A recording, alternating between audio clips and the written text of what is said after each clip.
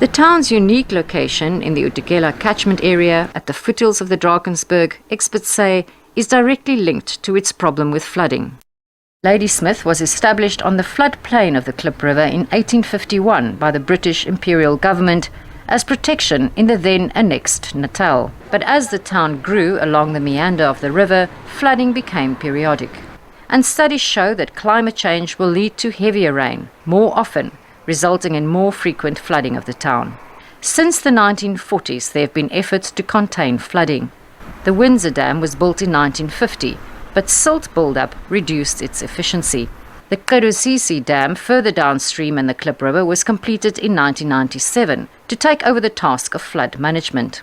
This footage from 1987, one of the worst floods to have hit the town in the last century, showed the extent of the devastation of flooding on the town and its business district.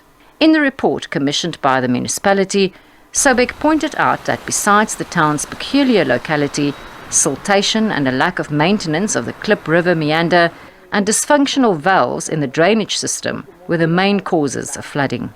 It was found that the river has lost 75% of its carrying capacity. It recommended that full dredging of the river be carried out as a practical and attainable solution with the support of the national government. And it also recommended that the duck bell valves in the drainage system are replaced with automated sluice gates or with flap valves. But maintenance, the report emphasized, remained one of the most pressing issues. In the world that for every dam you put a dam. Any engineering system that you put in the world has to be maintained.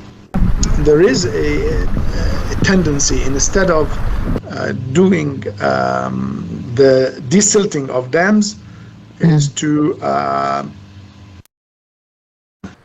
The municipality says it began dredging the river, but that the 40 million rand funding received wasn't enough to address the problem. And it has repaired and replaced the valves from its budget. But the municipality has asked for a report on whether the recommended type of valves were installed. We fixed 11 valves on the river, and we attended to the river,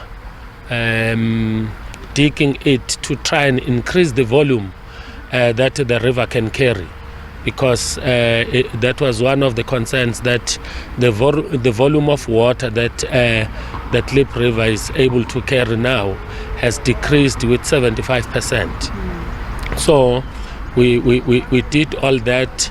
Yes, it worked a bit. Last year we experienced this flooding, but it wasn't that severe. And after the recent catastrophic floods, experts say it was urgent that steps are taken to prevent the loss of life and damage to property and infrastructure. First of all, I would like to replace the valves as recommended, and immediately embark on the work on the dredging of the river, and in time start putting a pump station and transport in anticipation of transport of the accumulated water.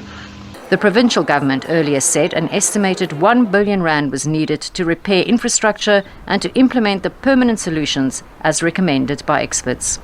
Renee Heine, SABC News, Durban.